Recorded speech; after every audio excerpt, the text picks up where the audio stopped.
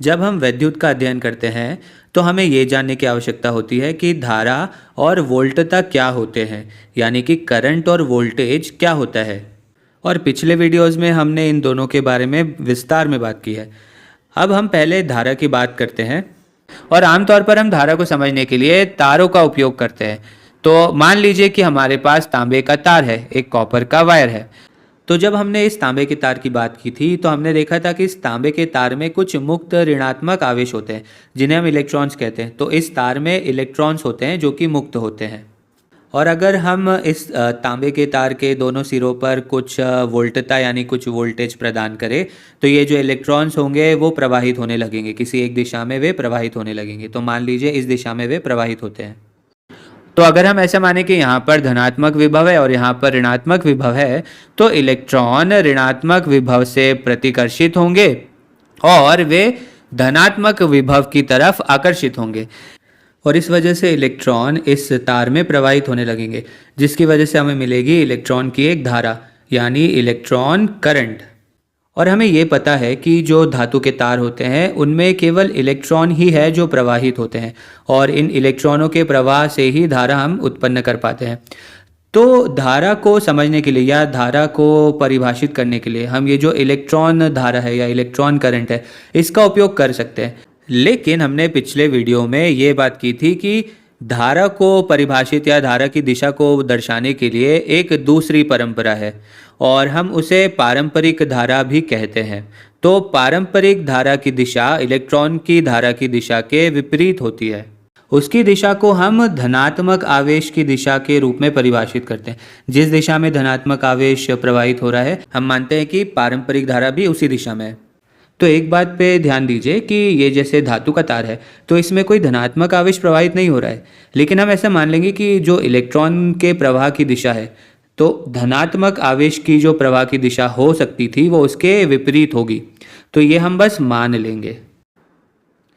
तो जब भी हम धारा कहेंगे अब से तो उसका मतलब होगा कि हम पारंपरिक धारा की बात कर रहे हैं।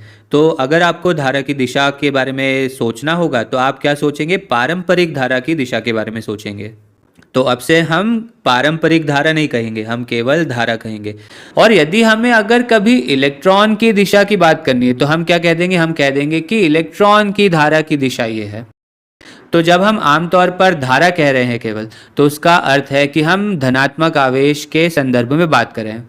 और जब हम इलेक्ट्रॉन धारा कहेंगे तो उसका मतलब होगा कि हम इलेक्ट्रॉन के संबंध में या उसके संदर्भ में धारा की बात करें कि इलेक्ट्रॉन किस दिशा में। चलिए अब वोल्टता यानी वोल्टेज की बात करते हैं। तो हमने देखा था कि वोल्टता के लिए हम एक सादृश्य यानी कि एक एनालॉगी को यूज़ कर सकते हैं। तो अगर आपको ध्यान हो तो हमने पहाड़ की चोटी का सादृश्य उपयोग किया था, उसकी एनालॉगी हमने उपयोग की थी। तो हमने उसमें एक बैटरी को कुछ इस तरह से बनाया था। बैटरी या विभवांतर का कोई भी स्रोत हो सकता है, वोल्टेज का कोई भी सोर्स हो सकता है। तो ये बैटरी जो इलेक्ट्रॉन्स है उन्हें ऊर्जा प्रदान करेगी और वे पहाड़ी से नीचे आने लगेंगे।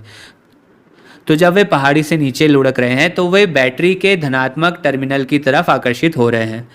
तो यानी कि इलेक्ट्रॉन बैटरी के ऋणात्मक टर्मिनल से निकलकर परिपथ में प्रवाहित होंगे और फिर वे अंत में बैटरी के धनात्मक टर्मिनल के अंदर चले जाएंगे। और जब हम परिपथ को बनाते हैं, उसे डिज़ाइन करते हैं, तो हम यहाँ पर कुछ अवयव भी जोड़ देते हैं जैसे कि संधारित्र या फिर प्रतिरोधक इत्यादि। तो इलेक्ट्रॉन की जो धारा होगी वो पहाड़ से नीचे की तरफ है, उसकी दिशा पहाड़ से नीचे की तरफ है। लेकिन ध्यान दीजिए जो पारंपरिक धारा की दिशा है यानी जो कन्वेंशनल करंट की दिशा है वो ऊपर की ओर है। तो अब हम अपना परिपथ जो है और अपनी जो बैटरी है उसे फिर से बनाते हैं। तो अब एक काम करते हैं, अब हम बैटरी को घुमा देते हैं इस तरह से कि जो धनात्मक टर्मिनल है वो ऊपर हो जाए और अब हम परिपथ को इस तरह से रख देते हैं।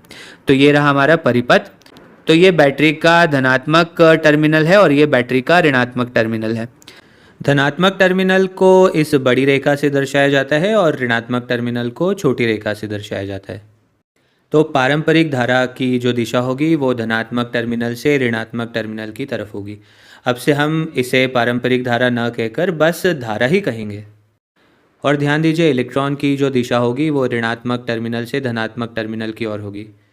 तो जब भी हम धारा की बात करेंगे तो हम पारंपरिक धारा की बात कर रहे हैं जिसमें हम धनात्मक आवेश की दिशा के हिसाब से धारा की दिशा को देखेंगे।